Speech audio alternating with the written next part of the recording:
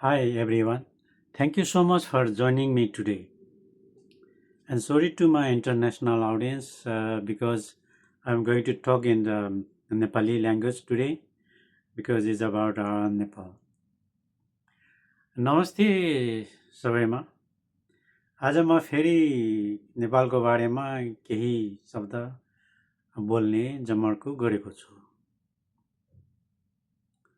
सबभन्दा पहिले म के भन्न चाहन्छु भने म चाहिँ 47 इयर्स चाहिँ 47 वर्ष चाइनामा बसेर काम गरेको मान्छे हो। भन्नाले मेरो काम गर्ने उमेर प्राय चाइनामै बितेको र चाइनाको विकसितबाट म यति प्रभावित भएको छु कि मान्छेले नगरे भने गर्यो भने नहुने केही पनि रहन्छ भन्ने कुरो मलाई पूर्ण विश्वास छ। किनकि यो मैले आफ्नै आँखाले देखेको भोगेको सत्य हो र त्यो सेम के भन्छ कुरा प्र्याक्टिस चाहिँ नेपालमा अप्लाई गर्यो भने किन हुँदैन भन्ने कुराले मलाई सधैँ भन्नाले त्यो प्रश्न मेरो दिमागमा सधैँ आइरहेको छ। तर यदि तपाईँलाई चाहिँ हामी जे छ ठिक छ, कसैको केही चाहिँदैन, विकसित गर्नु पर्दैन, नेपाल एकदम राम्रो छ, भविष्य सब ठिक छ भन्नुहुन्छ भने please switch off and you don't have to. तपाईँले चाहिँ मेरो कुरा सुन्न जरुरी छैन, म पहिल्यै भनिदिन्छु। र आज म चाहिँ खास गरी नेपालमा चाहिँ बदलाव चेन्ज गर्नुपर्ने कुराको बारेमा चाहिँ विषयमा चाहिँ कुरा गर्नेछु। हुन त नेपालमा चेन्ज गर्नुपर्ने कुरा थुप्रै छ भन्ने हो भने, अनि त्यसलाई चाहिँ एक एक गरेर बताइरहने समय पनि दिनभर जिन्दगी जान सक्छ, तर सकिँदैन। तर छोटकरीमा भन्ने हो भने मेरो विचारमा नेपालमा चाहिँ 3वटा कुरा चाहिँ चेन्ज गर्नुपर्छ। अनि त्यो चेन्ज गरे भने मात्रै नेपाल चाहिँ एउटा यस्तो अवस्थामा पुग्न सक्छ त्यहाँबाट विकसित हुन चाहिँ सुरुवात राम्रो हुन सक्छ। चाइना जति विकसित एडभान्स मोडर्न त सायद नहोला, तर पनि आजको जुन नेपालको स्थिति छ त्योभन्दा धेरै राम्रो माथि जान सक्छ। र म के व्हाट आइम सेइङ इज यो 3वटा चिज बेसिक चिज चेन्ज गरेपछि मात्र देश चाहिँ सायद विकासतिर ढल्न सुरुवात हुन सक्छ। सो नेपाल बचाउने 3 तरिकाहरू के हुन् त? फर्स्टमा चाहिँ नेपालमा चाहिँ एउटा यस्तो खालको लिडर चाहिन्छ जसमा चाहिँ भन्नाले सेल्फिसनेस, स्वार्थी नहोस्,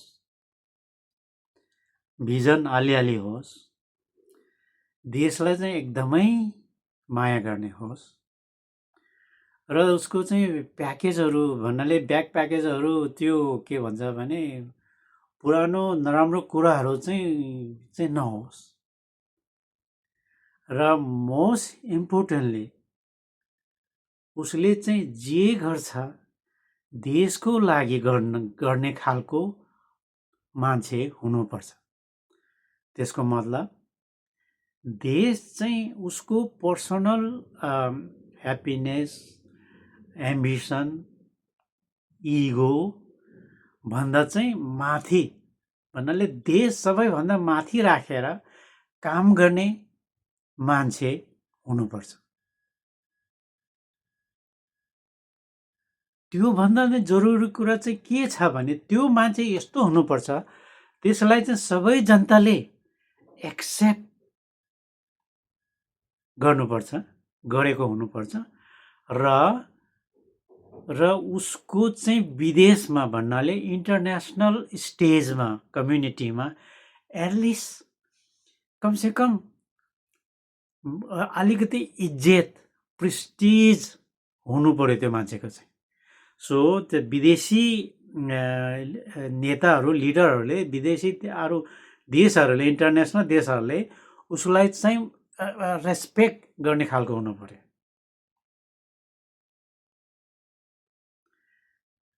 त्यो चाहिँ एकदमै जरुरी छ। त्यो छैन भने हाइलेको जस्तो हालतमा यो इलेक्सन गरेर नयाँ लिडर छानेर पुरानोलाई फालेर अर्को ल्याएर चाहिँ केही फरक पर्दैन। Nothing will happen, nothing will change. त्यो भएर चाहिँ सबभन्दा पहिले चाहिँ नेपाललाई चाहिँ यस्तो खालको लिडर चाहिन्छ जसले चाहिँ आफ्नो भन्दा बढी देशलाई माया गरोस्, देशको लागि चाहिँ सबै जे गर्छ देशको लागि गरोस्, जनताले एटलिस्ट उसलाई चाहिँ एक्सेप्ट गरोस्, रेस्पेक्ट गरोस् र इन्टरनेसनल कम्युनिटीले उसलाई चाहिँ श्रद्धा अथवा भन्नाले इज्जतको भावले हेर्न सक्नु पर्यो, हेपेर होइन। That's number 1। त्यो चाहिँ पोइन्ट नम्बर 1 हो। पोइन्ट नम्बर 2 चाहिँ हाम्रो देशको आर्मी फौज चाहिँ एकदमै स्ट्रङ हुनु पर्यो, प्रोफेसनल हुनु पर्यो, देशभक्त हुनु पर्यो र उसले जे गर्छ देशको लागि काम गर्न सक्नु पर्यो। अनि चाहिँ सबभन्दा जरुरी कुरो चाहिँ यिनीहरू चाहिँ यो देशको आर्मीले चाहिँ नेताहरूको पछाडि घरमा काम गर्ने होइन, चाकरी चुलसी गरेर होइन, बोर्डरमा बसेर तैनात भएर देशलाई प्रोटेक्सन गर्नु सक्नु पर्यो। जोसुकै आओस् लड्न सक्ने क्षमता हुनु पर्यो। युएनमा चाहिँ peace keeping force is nothing. त्यो सबै चाहिँ केही पनि होइन, पैसा मात्रै हो, करप्टेड भएको मात्रै हो। त्यसबाट तपाईँको इज्जत आउँछ भने चाहिँ सब झुर हो। र तपाईँले चाहिँ होइन, आर्मीले चाहिँ देशको लिडर नेता अथवा उसको लागि भन्दा पनि देशलाई जनतालाई माया गर्ने, बचाउ गर्ने, सुरक्षा दिने खालको हुनुपर्छ। ब्यारेकमा होइन, बोर्डरमा तैनात हुनुपर्छ। बिजनेस गर्ने होइन, धन्दा गर्ने होइन, बाटो बनाउने होइन, बाटो बनाउनु पर्छ, पुल बनाउनु पर्छ। र सबभन्दा जरुरी चाहिँ आर्मीलाई चाहिने बन्दुक, बारुद, गोलीहरूको कारखाना खोल्नुपर्छ नेपालमा। आफूले कारखाना खोल्ने, आफूले बनाउने अनि आत्मनिर्भर गर्ने र चाहियो भने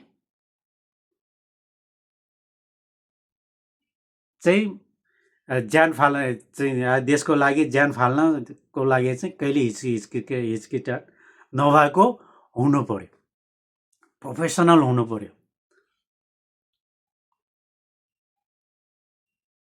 बलियो हुनु पर्यो, आत्मनिर्भर हुनु पर्यो र बोर्डरभरि तैनात गरेर देशको सुरक्षा गर्नु पर्यो।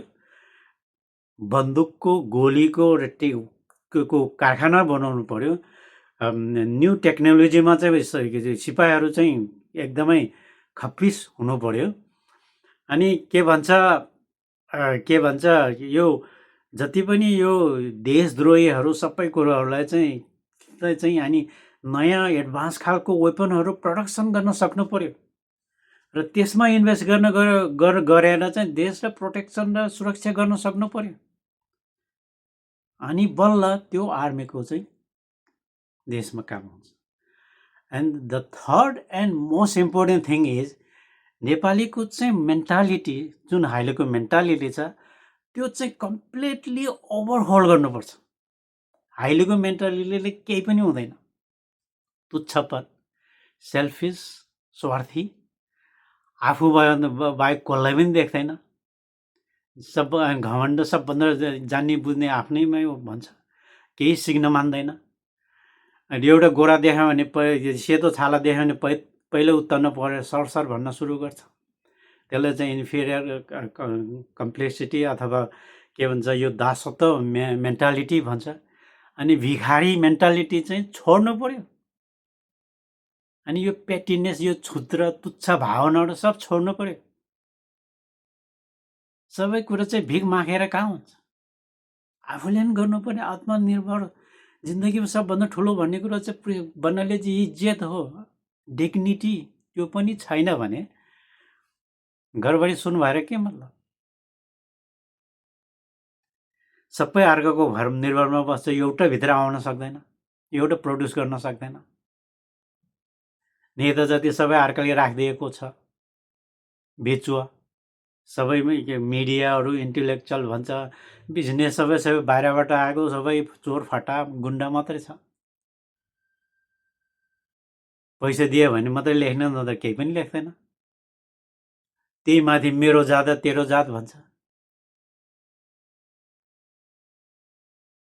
एउटा मैले नेपालमा भन्छु नि, नेपाली चाहिँ एउटा इन्डिभिजुअलिजम भएको देश हो। उसको आफ्नो लागि चाहिँ एकदम ठिक छ।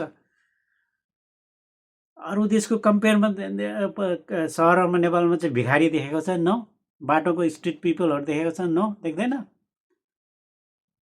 किन? आफ्नो लागि सब ठिक छ।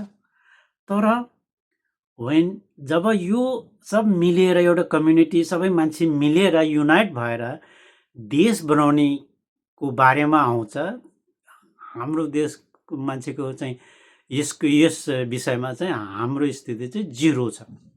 युनिटी भनेर मेलबेला भनेको त केही पनि छैन। तेरो जात मेरो जात। अनि चाहिँ जुन चाहिँ पावर सम्ममा छ त्यसले चाहिँ अर्काले सकेसम्म त आउनै दिएन। नेपालमा चाहिँ 90% जनताले चाहिँ एउटा खेलको मैदानमा खेल्ने त परे जाओस् उत्रन समेत पाउँदैन। अनि त्यो 10%बाट आएको चाहिँ एउटा पर्टिकुलर जातबाट आएको त्यो 10%ले मात्रै फनफनै घुमाइराखेको छ।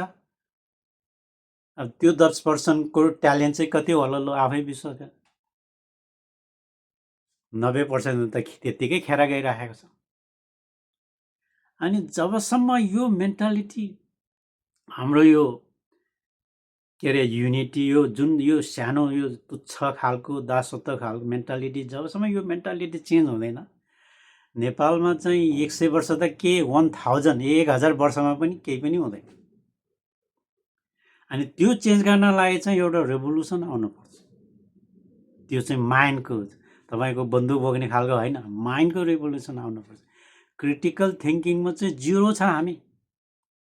पढाइ चाहिँ सबै घोडा के भन्छ घोकान्ते विद्या मात्रै हो, प्र्याक्टिकल केही पनि छैन, जिरो। सिद्धान्तमा दुनियाँ हाँक्छ, प्र्याक्टिकल गर्नु पर्यो भने केही पनि गर्दैन। फर इक्जाम्पल बुद्ध चाहिँ नेपालमा बोर्न भन्छ, बुद्धको एउटा उपदेश फलो गरेको छ? तरकारी महँगो भन्छ, घरको अगाडिको चाहिँ सानो एक प्लट सानो जमिनलाई चाहिँ बाँझो राखेर तरकारी महँगो भयो भनेर के भन्छ गुनासो गर्छ। अब कुनै के अरे बाहिरी शक्तिले, पावरफुल शक्तिले बोर्डरमा चाहिँ के बोर्डर मिच्चायो भनेर चाहिँ के भन्छ कम्प्लेन गर्छ, जुलुस उडाउँछ, मजाले हल्ला गर्छ, ढुङ्गा फ्याँक्छ, गयो बेलुका दिनभरि करायो, बेलुका गयो मजाले मासु र रक्सी भात खायो, त्यहाँदेखि बिर्स्यो। यस्तो खालको दिमागले चाहिँ कसरी इम्प्रुभ हुन्छ? रिस उठ्नुपर्छ, तर रिस उठ्ने चाहिँ मैले भने नि, तपाईँले आज मैले जुन भने कुरो सुनेर कतिलाई चाहिँ रिस उठ्छ, मलाई गाली गर्छ, सबै के नआउने एकदमै शब्द युज गरेर गाली गर्न मात्रै जानेको छ। तर यो मान्छेले किन गाली गरेको छ? मैले के गल्ती गर्छु, मैले के इम्प्रुभ गर्नुपर्छ भन्ने त विचारमा तपाईँले कहिल्यै के भन्छ विचार गरेको छ? Of course not. Critical thinking is zero.